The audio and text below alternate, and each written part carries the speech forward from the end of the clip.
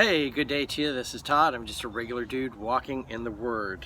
Today we are jumping into Judges, and we are talking about Jephthah today. We're continuing talking about Jephthah. We've talked about him in several episodes already, and today we're going to be reading from Judges 11, verses 29 through 40. And this is called Think Before You Speak. It's a big thing here, and Jephthah made a big promise that he shouldn't have made, and he didn't need to make it, okay? And it's going to cost him. So this is Judges 11, chapter 11, verses 29 through 40.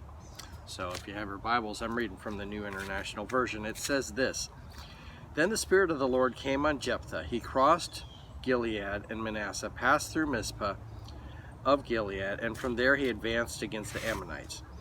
And Jephthah made a vow to the Lord, if you give the Ammonites into my hands, whatever comes out of the door of my house to meet me when I return in triumph from the Ammonites will be the Lord's, and I will sacrifice it as a burnt offering.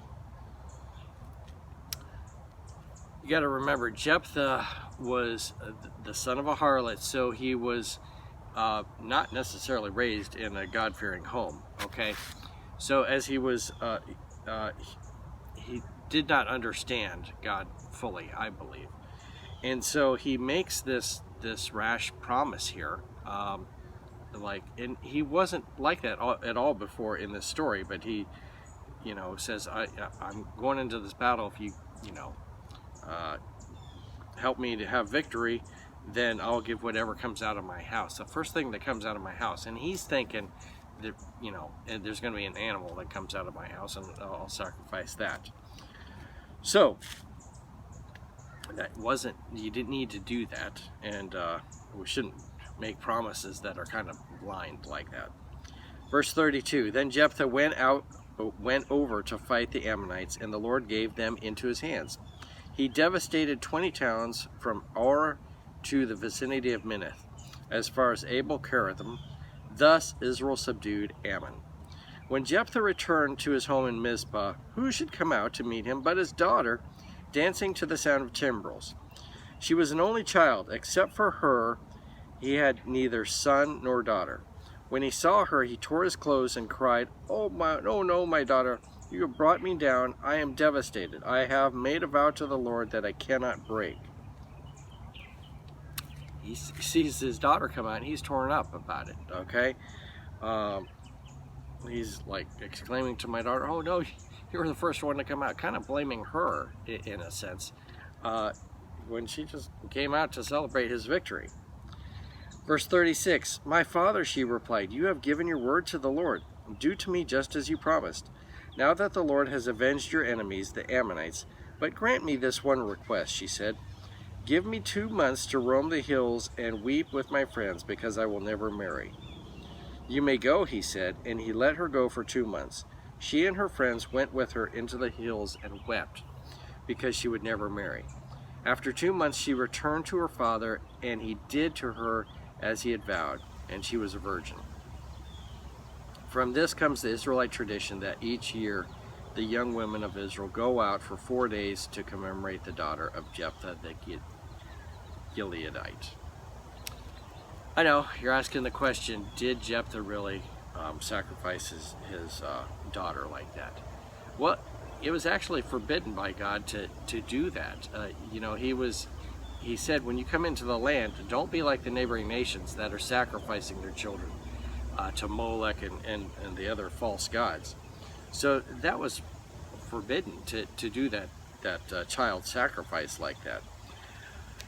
There's various opinions. It's probably 50-50. Some people would say, yeah, he did it. Yeah, that was his promise to God, and he did it. And other people would say, he made a sacrifice, and then he committed her to become a perpetual virgin, throughout her life, and she went into to serve the service of God, whether in the tabernacle or whatever. To serve God, and she would, she was given over into God's ministry. So I don't know. It's like there's arguments either way. that should not be the focus of this story. Is to, you know, did he get, was he sacrificing her like that? The sacrifice is him making a big boo-boo by giving that promise, you know, like, and he didn't need to do it. If you read the first verse that I read today, verse 29, it says, the Spirit of the Lord came on Jephthah, okay? The Spirit of the Lord was on him. He didn't need to make other promises and stuff like that. We do that today, though. We say, God, if you get me out of this jam, you know, I'll serve you and you know, love you forever. Well, we should have been loving and serving him before this all happened. But my encouragement for you today is don't think before you speak, okay? That's a big thing for me. I need to do that in a big way.